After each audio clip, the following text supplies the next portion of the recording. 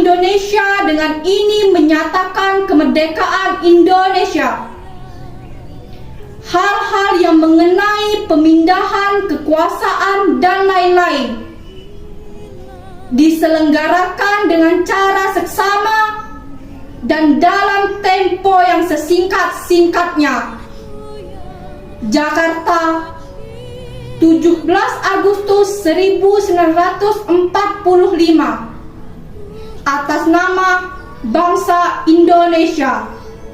Soekarno Hatta.